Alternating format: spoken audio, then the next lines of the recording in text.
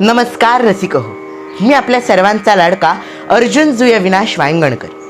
सर्वप्रथम सर्वांना महाराष्ट्र दिनाच्या व कामगार दिनाच्या खूप खूप शुभेच्छा. पण मित्रांनो, या एकाच दिवसाला ही दोन नावं का बरं हे माहीत आहे का तुम्हाला? नाही ना? तर चला जाणून घेऊया दीनजाण या आपल्या सिरीजच्या आजच्या या पहिल्या भागात.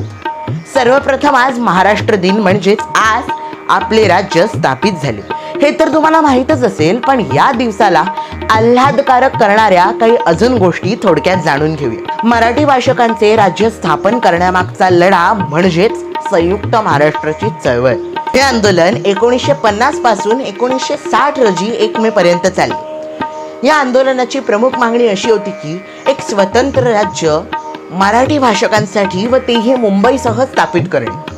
यात समिती योजक श्रीधर माधव जोशी उर्फ SM जोशी, अध्यक्ष केशवराव जेदे, उपाध्यक्ष डॉक्टर TR नरावणे, श्रीपाद मृडांगे, प्रल्हाद केशव अत्रे, नाना पाटील, नारायण गणेश गोरे असे महान माणसं व त्यांचा बळकट पाठिंबा आणि कठोर श्रम तर होतेच, पण त्यासोबतच महाराष्ट्र भूमीच्या 106 सुपुत्रांचे बलिदानही होते.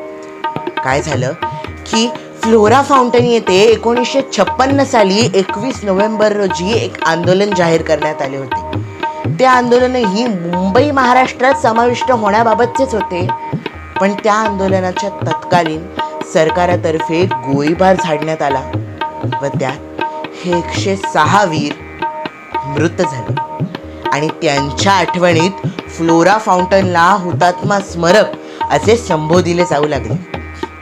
आणि खरंच यामुळेच तर 1 मे म्हणजे महाराष्ट्र दिन हा अधिक मनोहर व इतिहासाची सांगोपांगो झलक देणारा झाला.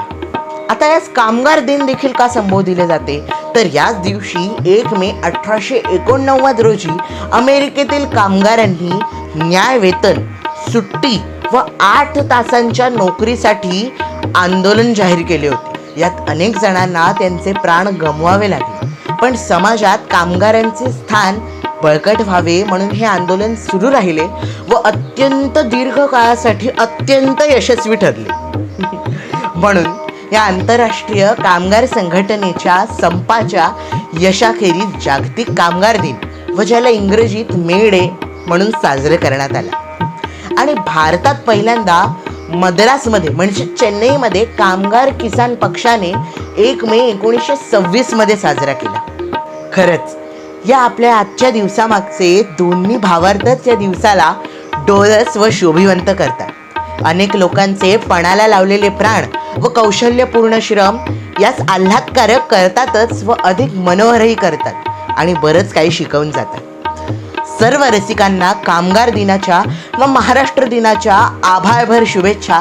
आणि अशाच अधिक माहितीसाठी लाईक करा, शेअर करा, फॉलो करा आणि आपला अभिप्राय व आपल्या मनातली संकल्पना कमेंट बॉक्समध्ये व्यक्त करायला अजिबात विसरू नका. तर भेटूया दीनजाण या सिरीजच्या आपल्या पुढच्या भागात. तोपर्यंत धन्यवाद आणि जय महाराष्ट्र. महाराष्ट्र माझा, जय महाराष्ट्र माझा.